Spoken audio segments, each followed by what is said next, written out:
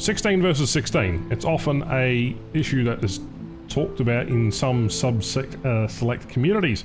I do find it prominent when talking about top tier and everybody talks about their individual experiences. For me, 16 versus 16 represents a wider player base and an ever larger growing player base, expanding into a very high chaotic top-end experience. And for the experienced players, and I mean the hardcore players, this is no doubt a bit of fun, but there isn't any element of skill involved when you're launching missiles at each other from rather long distances. You know, air combat in War Thunder with 16 versus 16 is actually quite exciting. It can be quite exhilarating, and with lots more players, there's lots more opportunities for you to get kills. However, that does also mean that now with aircraft that can hold upwards of 6+ missiles, you're getting elements of really high-stake sort of engagements that just rely on pressing one button. Essentially, the sky becomes a swirling maelstrom of activity filled with tracer rounds, missile locks, and evasive maneuvers, but again, if that's not what you're focused on, sometimes it can be hard for some of the players to really engage in what's happening around them. I, for one, struggle with situational awareness at top tier just because the amount of missiles coming at you, and if you've got 16 versus 16, you tend to find that players separate into smaller blobs. You know, the sheer number of players means that threats can emerge from basically any direction at any point during the match, and, you know, it's really annoying when you get hit from something that you didn't see.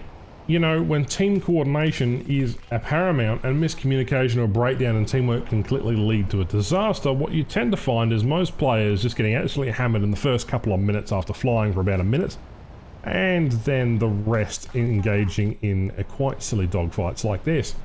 But overall, I do miss the earlier days where top tier used to be slightly slower pace and where things used to be a little more concise, where it would often devolve into mindless battles that would allow for the sheer volume of aircraft, making it difficult for individual skill and tactics to really shine.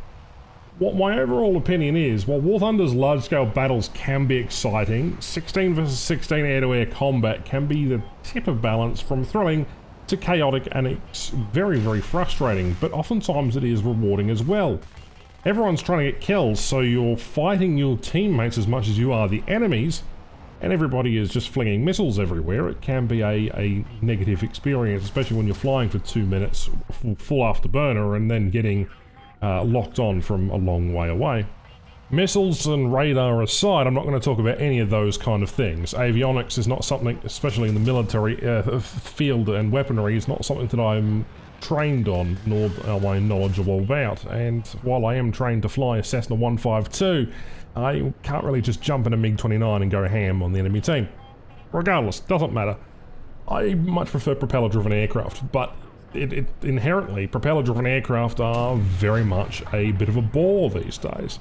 I do like my early jets. Early jets tend to be a little more compressed than normal, as I talked about in my last video. You can see up in the cards above. But I do reckon that War Thunder has space to evolve further. We've got an incredible amount of young, talented people who know what they're doing, and some people who don't know what they're doing as well, like me, flying around.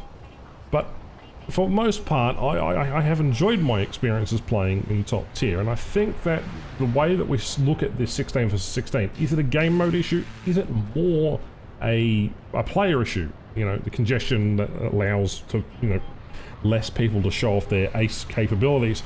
Or is it a server issue or teamwork contribution issue where, you know, combat games, there are too many players, it becomes challenging to coordinate? But the important impact of 16 versus 16 might also be on the matchmaker. Forcing players to go into more matches is Garzhan's end, you know, goal. You know, putting you in matches is definitely a thing. However, that does also bring up several issues with the gaming experience, but considering that oftentimes combat in War Thunder is imbalanced and can create team compositions that the matchmaker may not always have, or ensure a fair distribution of aircraft types.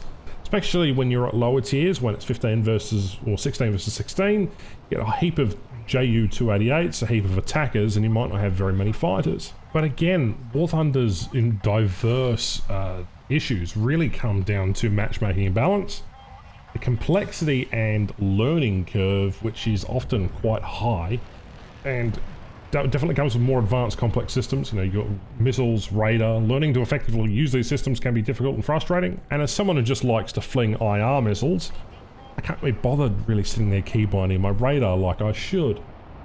But, you know, I'm more accustomed to simpler aircraft. And as War Thunder's progression is going to continue, more meta and power creep indicates that, well, it's going to favour certain vehicles and playstyles over others, which is going to make more vehicles less competitive. Which brings me to my next point, a lack of variety.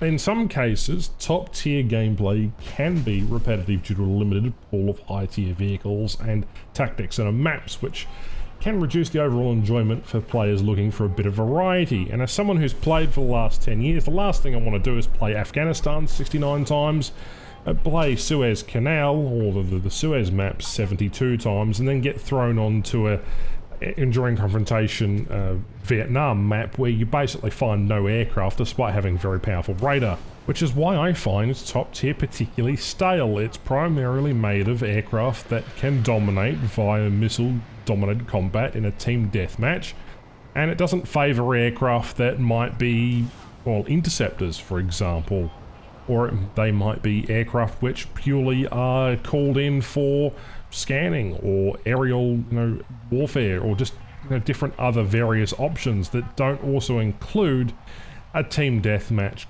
style gameplay. And that's exactly why we don't have more Cold War aircraft such as the B-52 or the Vulcan or several of the other more iconic attacker aircraft that featured heavily in what was the Cold War.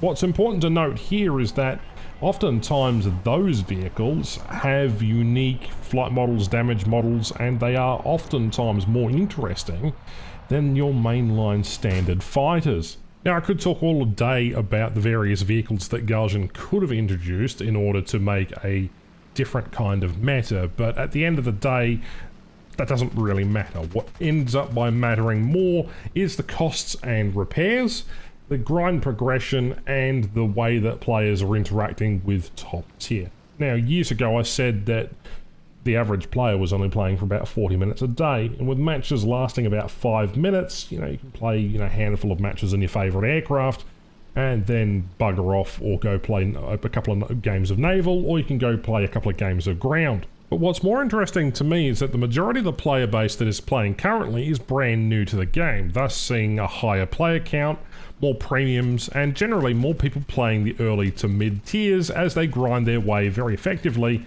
might I add, through to the early high-end jets.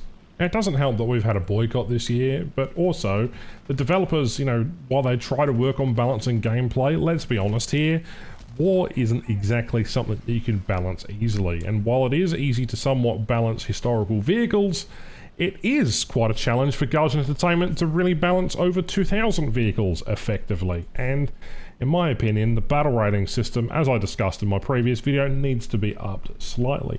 And while I may be living in the past, reliving the old days of when the MiG-19 and the F-100 were just the first jets you could get that were supersonic, and obviously the first aircraft that could carry early missiles, the game's developed an incredibly amount of interesting systems that you can't find anywhere else.